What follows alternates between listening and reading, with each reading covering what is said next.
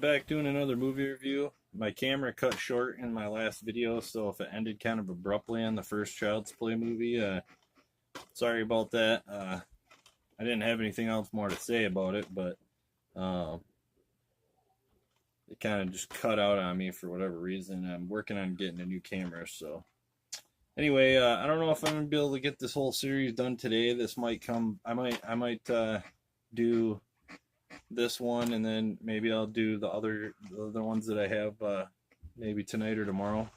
So I don't know when these will be uploaded, all of them, but yeah. So, anyways, I want to continue my series with the Child's Play, and I'm going to be doing Child's Play 2. Now I have it on this double pack here, the Child's Play 2 and 3. This edition's like the bare bones. There's nothing else. No special features on here. Like this one here.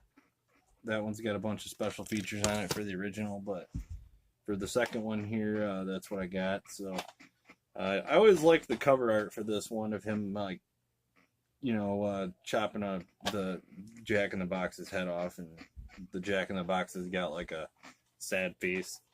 I always thought that was pretty cool. But yeah, anyways, so Child's Play 2 was made in 1990. It was directed by John Lafia. Now, I'm not sure of any other things that he directed, but I know he did this movie. You got Alex Vincent back as Andy Barkley again. Now, the mom is said to be locked up in well, not locked up, but in a mental hospital because she backed her kid's story in the end of the first one. And, everybody thought she was nuts. Which I never really understood. I always thought, like, why didn't the cops that were there back up her story? I don't know what happened there, but kind of didn't really make any sense. And you got Don Mancini writing this one again. Now he wrote all of them. He's kind of the creator of Chucky and the Child's Play series. Not much really else to say about him. Yeah, this one's pretty good. This one shows Andy a little bit older, a couple years older, and he's moved in with a foster family, and he's pretty traumatized by the events of the first one. And you got Chucky, who was killed in the first one. You got the company that makes the dolls, they went out of business, and they're trying to get back into business selling these dolls again because they made a pretty big profit off of it. And also, I wanted to say too, something I didn't mention in the first one. You got Brad Dourif playing the voice of Chucky, which I think he does a great job. I've seen him in other movies too. I know he plays in the Halloween remake with Rob Zombie there. I know he did that. I really like him as an actor. I like his voice. Yeah, he does a great job doing Chucky, I think. So, anyways, so you got Andy, and he's moving in with his foster family now, and then you got, they basically melted Chucky down, and, somehow his soul gets trapped back in there, and now he's a fresh new doll for him to be, terrorize people in. This is a great sequel. It's probably my favorite sequel. Now, I know a lot of people hate on Child's Play 3, but I actually like Child's Play 3. I think it's pretty good. I think it's actually kind of underrated. There's a lot of timeline issues, and it's definitely got some problems, but for the most part, I actually think it's a pretty good movie. Same thing with Child's Play 2. I know a lot of people hold this up as the best sequel, and I would have to agree with that. I definitely think it's a good sequel.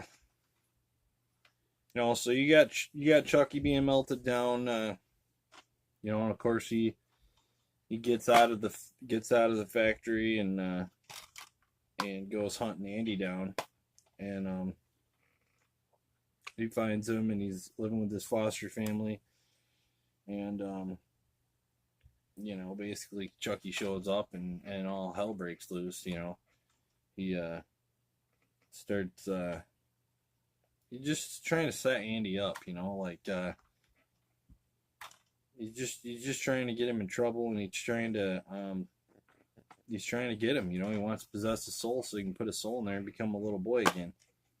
So he can get the hell out of the doll's body there. Yeah, it's got a famous end scene in it where it ends like with Andy and like his new foster sister or whatever. Kyle is her name, I think. It's played by Christina Leese, which I've seen her in a few other movies, but not too many.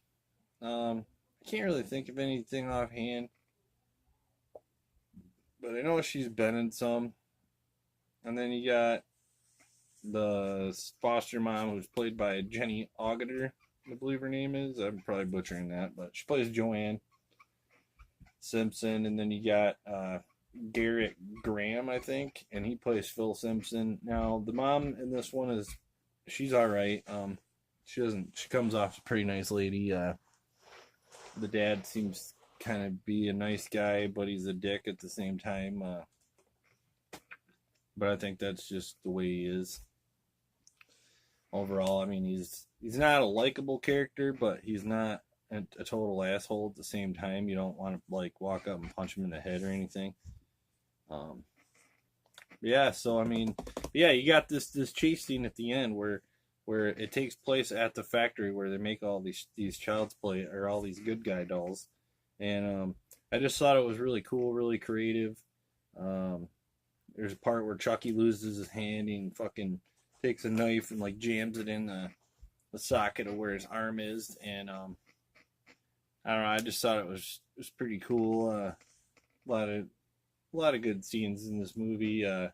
Chucky starts coming out with a little bit more one-liners. He starts talking a little bit more. They gave him more of a personality in this movie, I think, and I think it paid off. Like there's a scene in the school where Andy's in trouble because Chucky set him up, writing something on his paper like "you're a bitch" or something to his teacher, and and so he's got to stay after school late, and he got the teacher coming in, and she thinks he's hidden in the closet, and Chucky's in there, and he fucking whacks her in the face with a fucking ruler and shit, and "you've been very naughty, Mrs. Kettlewell." And I just thought that was funny, They just got a lot of great scenes, and I think they really did a good job of like mixing the horror and the humor in this one. They probably did it the best in this one. Now the third one had its moments, but it was more dark, and it was more I don't know, it was a little bit more serious. They tried to make it more serious, but I got a few problems with that movie, but overall, I think it's a pretty good sequel. But yeah, Child's Play 2. Everybody knows these movies. Everybody's seen them. But for people that haven't, I would recommend it. It's definitely a warranted sequel. It's good. David Kirshner is producing it again. He kind of produces all of them. Him and Don Mancini kind of work together on these movies and kind of bring them to life, and they do a really good job working together. Who wasn't a kid in the early '90s and late '80s that didn't think about, wow, what if their fucking doll came to life and tried to kill me? I know I used to terrorize my cousins. I had a little mini Chucky doll. It was probably a foot tall. It wasn't an actual full-size one, but it was a little version of him, and I used to scare the shit out of him with that, and I used to get a kick out of it because I was older than him, and I thought it was pretty funny. He didn't, but I thought it was fucking hilarious. Yeah, so, this is Child's Play 2. Like I said, if you haven't seen it, I would recommend it. It's a good one. Check it out. Like I said, I don't know if I'm going to be... I ain't going to have time to finish out the original trilogy of this movie today. I'll probably do it tomorrow or later on tonight when I get home from work.